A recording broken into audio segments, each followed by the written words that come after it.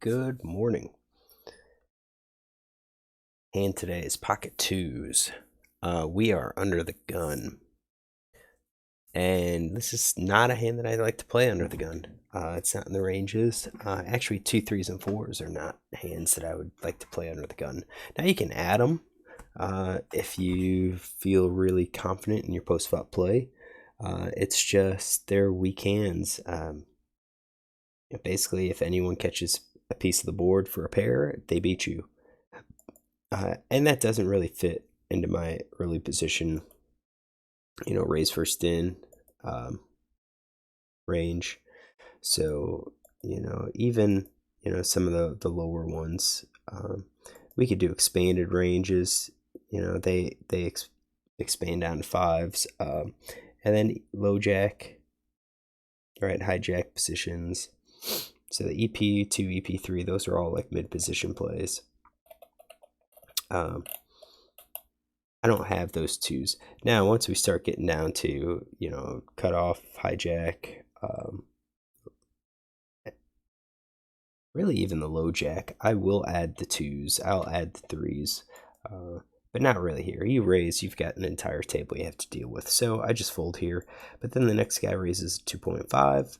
He calls, and the blinds fold. So this player is playing 18-15, and what's interesting is out of 231 hands, that's 18%, but in early position, 3 out of 47 is what he's played. Raise first in, 3 out of 47. He's tight. I think of a range like this, really tight, 9s plus, ace 10 suited plus ace queen offsuit plus king queen suited, king jack suited, queen jack suited, jack 10 suited, that sort of thing. Definitely tight range. You raise 2, he's probably going to be raising 3 betting with almost half possibly, and then we're gonna have to fold. So this guy's got a tight range. This guy 21-10, just across the board. You can see mid positions 20%, buttons 28%, cutoffs 15%. I think the true cutoff value is going to be someplace around that 20, 21, 22, 23 range. Mid position 20% could be like 18 to 21 maybe.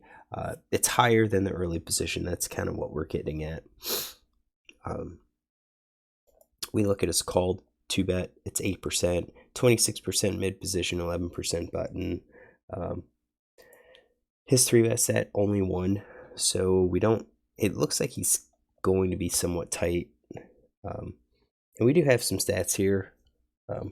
Looks like his raise first in is 2 big blinds on the button, so he tends to raise a little bit smaller, maybe with like speculative hands.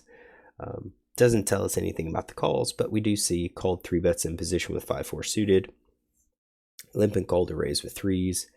So I think when we build his range, we're doing something like this. So this is almost 22%. I took out the queens plus ace king. I think that'll be 3-bet.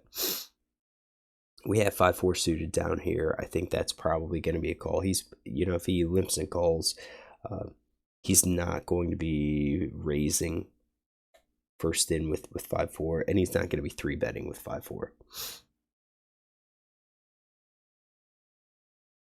So I think this is it. I think we're just going to leave it with these 2 ranges, and we see a flop of jack 10-4 with 2 diamonds.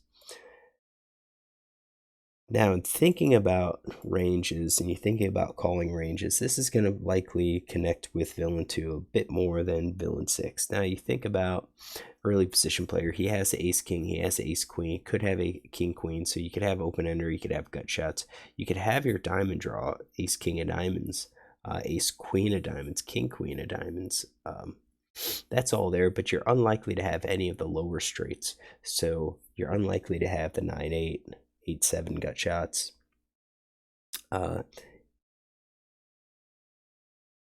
Ace 9 is less likely. Probably don't have pocket 4s, pocket 10s, pocket jacks, and so forth. So with villain 6, I think you're probably going to be checking. Yeah, he's got a much stronger range, but if we break this down,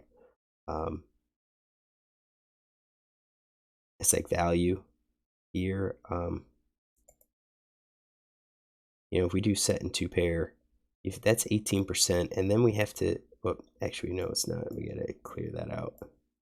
There we go. That's 11%. And then when you think about your draws, your flush draw, open enders, that's 7.4%.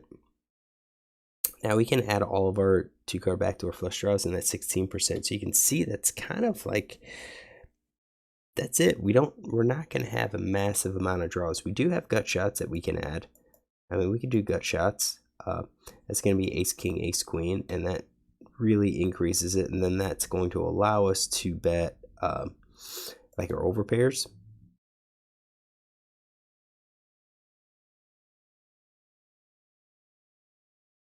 But I think if we bet our overpairs now, we're starting to get a bit unbalanced. So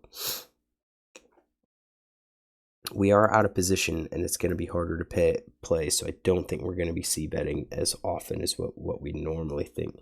Yes, villain has hands that he could fold, but at the same time, I think like some of these hands, oops, not him. I think some of the overpairs might actually be a check. So you get the aces out. Maybe you only do 50% kings. And that gets us to, you know, about 2-1. And that'd be about 70%. So let's see what he does. He bets 3.1. So what do I think villain's probably doing that? We're going to give him all of these top pair plus. Probably not the middle pair. His c-bet here, you can see 50%. This is 7 out of 14 when he's in position. 4 out of 4 when he's out of position. It's entirely possible that maybe he bets all the time when he's out of position. I mean, the stats say it is, but maybe he's in these early position spots where he has good hands. We're going to give him the flush draw. We're going to give him the open ender. We're going to give him the gut shot because that's ace king, ace queen. So that's basically the overcards.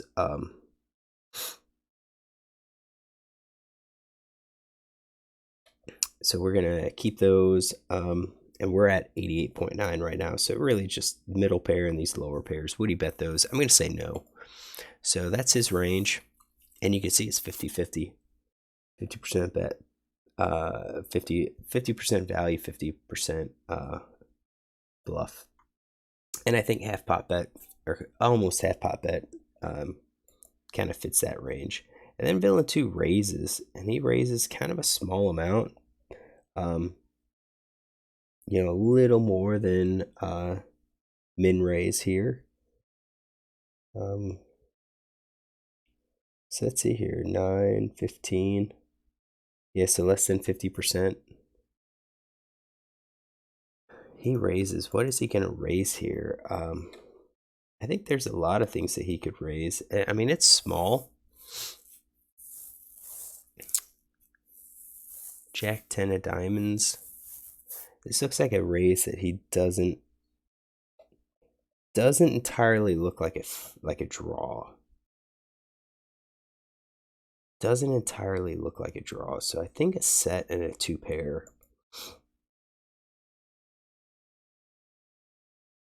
Maybe a jack queen. Maybe top pair, excluding the jack 9. Let's see his stats. Fold to c-bet stats. Doesn't necessarily fold. Raise c-bet. 2 out of 17. Okay, so, and I don't think we have a note. Yeah. Raise flop c-bet with overpair or less and no draw. Okay, so with that overpair or less, you kind of eliminate your set in 2 pair. He doesn't have any overpairs, or at least that's what we think. We would have assumed he would have 3-bet. So top pair, possibly, maybe he now has a jack 9 in there. So maybe he's thinking he's got, like, he's gonna have ace king, ace queen.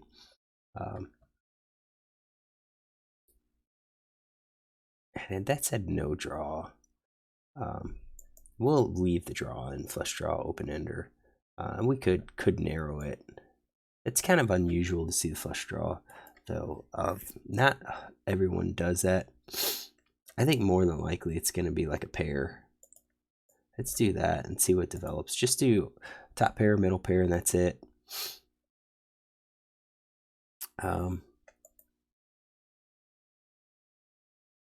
Yeah, we'll just go with that and see. We may have to change.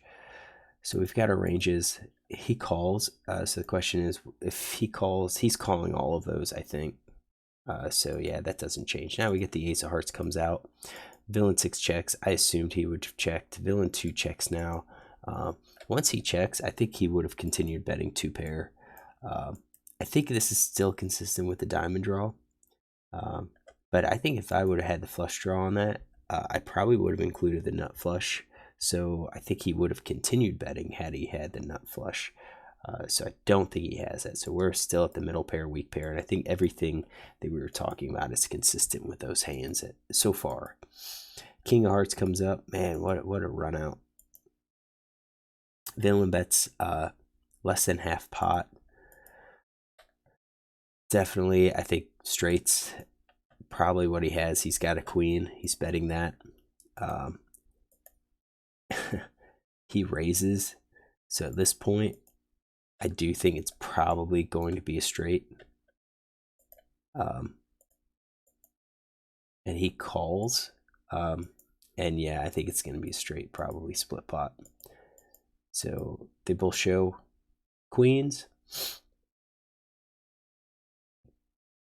So we had it. So really, it was that queen 10. We did have that range, which is kind of interesting. So it's heads up. I say let's check this out with GTO. All right, move this over. Out of position player, definitely tight.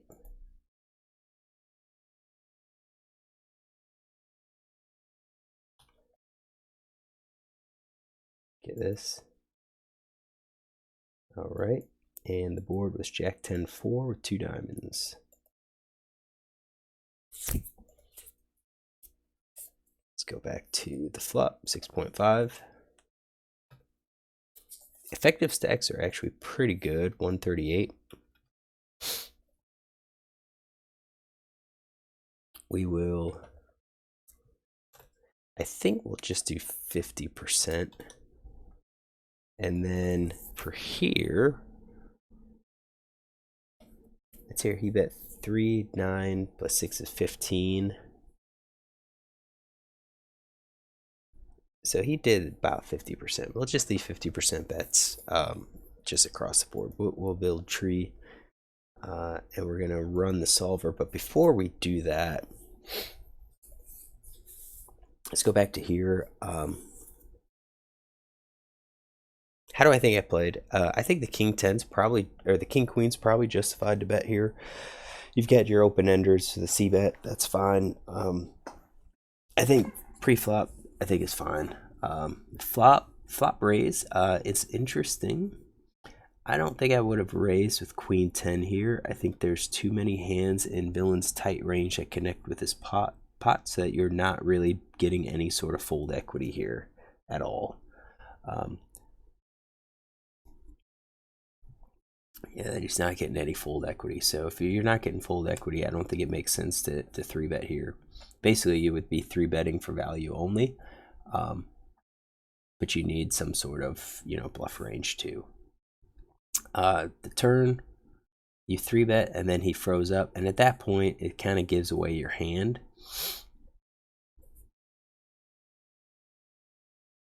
I think it gives away your hand. So if this was not a king, I think this guy, like the turn, I agree, he checks to him. Even if you connect with your ace, like ace king, ace queen, you check to him, then you probably call or check raise him. Once he goes check check, then I think on the river you lead out. But with that king coming out, I mean, I agree, you still lead out on the river. On vast majority of hands, I think the hands, the cards that I do not lead out on the river would be a jack or a 10. I think it's too likely, given the situation, given our hand notes, that he has a jack or 10, so he's going to improve to 3 of a kind.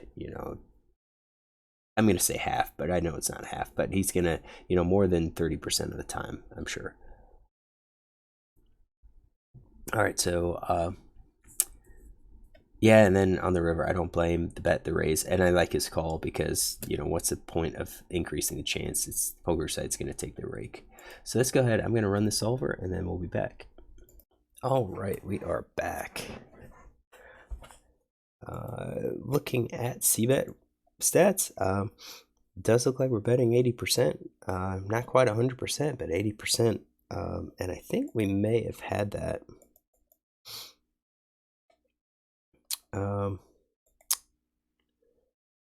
Yeah, we had 88.9%. We had high set, 2-pair, overpair. I would say maybe not betting all of the overpair, but it looks like we are. It's the top pair where we're not really betting all of it, like the queen jack, king jack. But it does look like we're betting most of it. We're betting our flush draws. We're betting our open ender, our gut shots. Even a lot of our 2-card backdoor flush draws. Queen jack might be the only one that we're holding on to, and ace 10. So for the most part, yeah, it looks like GTO saying we should be betting, and probably because of just the range, strength of the range. So he did bet, and his bet was 3.1. We did 3.2. It's pretty close. And then Villain raised here. What is he raising? He should be raising sets in 2 pairs. Queen 10 is what he raised, and you can see that it is very...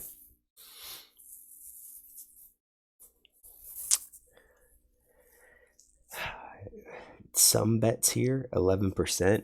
I think this is probably right. My guess is, based on his stats, that he does this regularly. Bets with his middle and second pair hand, and that's fine. It's just not on this board. I think this is a bad time to do that. So we're just going to say, let's say he raises and Villain calls. So Villain has a king queen clubs. That call's okay. We kind of knew it. And then we go to check, which we kind of expect. And then Villain's betting, should be betting half pot.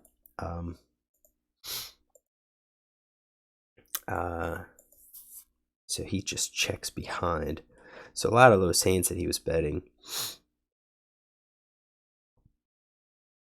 3 of a kind, 2-pair. 2 pairs now starting to be checks, because you've picked up the straights with the king queen. I think that would have been a raise too. So that's giving a call or a check behind, and then we expect Villain to be betting to leading out. With king queen, he's not. Some of his straights he's betting with the queens. I guess when you have 2 queens, you really block a lot of the queens there, and that's kind of interesting. That with the straight, you're not betting all the straights, but you're betting the ones that are most likely to block the straight. You're hoping you're going to be getting called by 2-pair by trips. So he did bet. Villain raised with the straight, which is probably what he was going to do, and then of course Villain calls with the straight. So GTO has it about right. It's just this part, with Villain raising, I think that's probably a bad spot to raise it. So we can adjust our ranges and see how that affects it. So we're gonna go ahead and do like 2-card backdoor flush draws here. We'll do that, and then we're going to have to take out some top pair, like the queen. We'll say queen jack. So we're gonna keep this range here for the out of position player. And then for the in position player, since we have the flop, we're just going to leave what we actually had, which was a top pair and middle pair. And I think that's going to change a lot of stuff. All right, so let's build our tree again. We're going to build a new tree. And then what we're going to do is import the tree. We're going to go check, check. So that way we have That way we get to the turn with that range. And then for here, we're going to say a check, because of the way the betting round went. I do think villain 6 probably is going to be checking to him. So we'll accept the changes again. We will run the solver and we'll be back. All right, we're done. Check, check. Check here. All right, now villain should be checking 100% of the time with his range. That kind of makes sense.